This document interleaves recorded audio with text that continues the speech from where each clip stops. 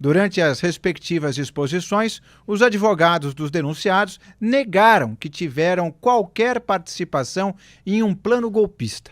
Vamos ouvir primeiramente o advogado de Alexandre Ramagem, Paulo Renato Garcia Sintra Pinto.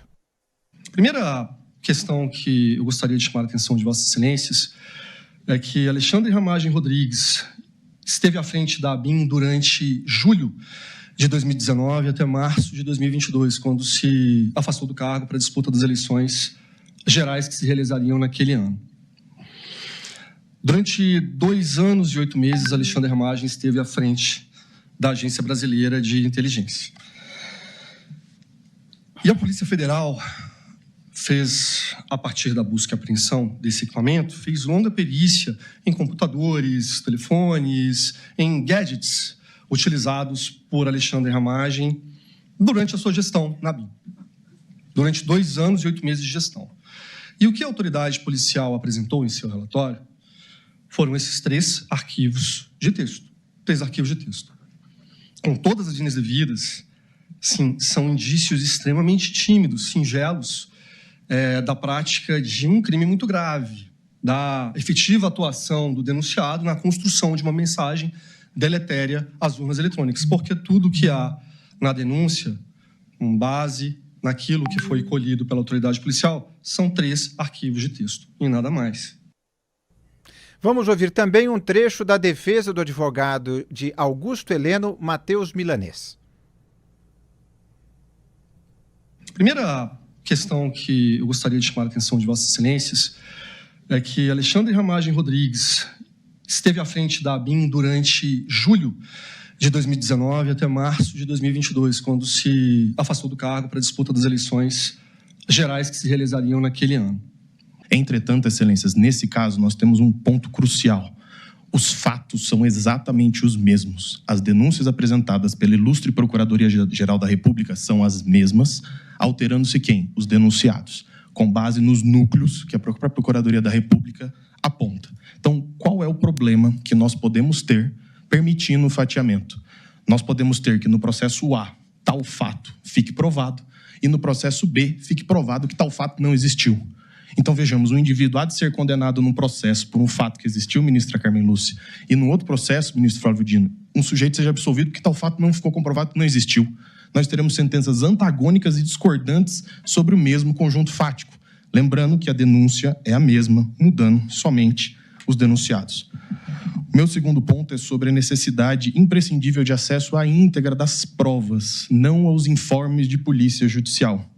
Vejamos rapidamente pela PET 12.100 que há pelo menos 13 termos de apreensão com inúmeros pendrives, telefones, documentos, agendas, o que quiser chamar.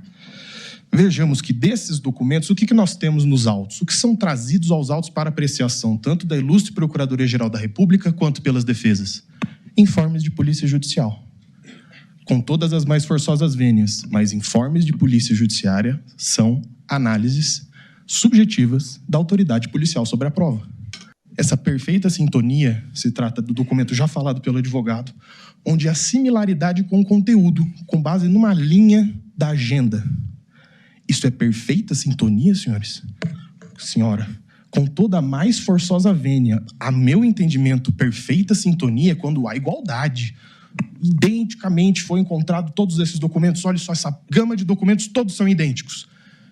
Então, os senhores e as senhoras estão dizendo que da gama de documentos todas que foram encontradas, de laudos e afins, uma linha de uma página e um documento que versam sobre um assunto é perfeita sintonia? E ainda sobre a agenda, a própria Procuradoria-Geral da República afirma que seriam anotações variadas, ou seja, um apanhado de ideias, mas que sobre elas constrói seu entendimento.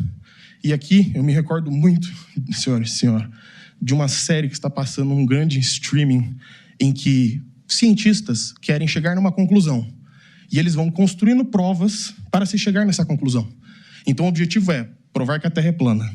Se faz inúmeros experimentos, inúmeros estudos para se provar que a Terra é plana. O que está acontecendo no presente caso. Por isso que falamos de terraplanismo argumentativo. Se está querendo colocar Augusto Heleno na organização criminosa, o que precisamos produzir de prova? O que nós temos que é possível enquadrar Augusto Heleno aqui? Vamos pegar tudo que for possível para falar que ele fazia parte. Só que com todas as vênias, a ilustre Procuradoria-Geral da República, ela se esquece de alguns elementos, que aqui vou elencar. O Wilson Lima teve até série de streaming sendo citada pelo advogado. Confesso que fiquei curioso de saber que série é essa, mas creio que não é o nosso foco aqui. O que você achou dessas falas do advogado do Augusto Heleno, do general Augusto Heleno? Ele foi o advogado mais incisivo nessa primeira fase do julgamento.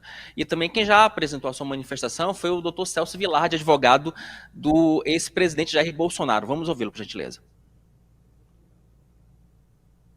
O presidente Jair Bolsonaro foi o presidente mais investigado da história do país. Uma investigação que perdurou por anos, que começa com o objetivo de investigar uma live de 4 de agosto de 2021, em que se autoriza a quebra de uma nuvem do seu ajudante de ordens, Coronel Cid, que hoje é delator, que perdura por meses essa investigação da quebra, com vários objetos diferentes. Num primeiro momento, verificava-se a live, numa investigação determinada pelo TSE. No segundo momento, investigava-se o cartão corporativo, os gastos do presidente e da então primeira-dama. Depois investigou-se até uma questão de emenda. Portanto, não havia um objeto específico. E por que eu estou tratando disso, senhor presidente? Porque o inquérito das vacinas é a gênese de todo este caso, onde ocorreu a prisão e depois a colaboração do Coronel Cid.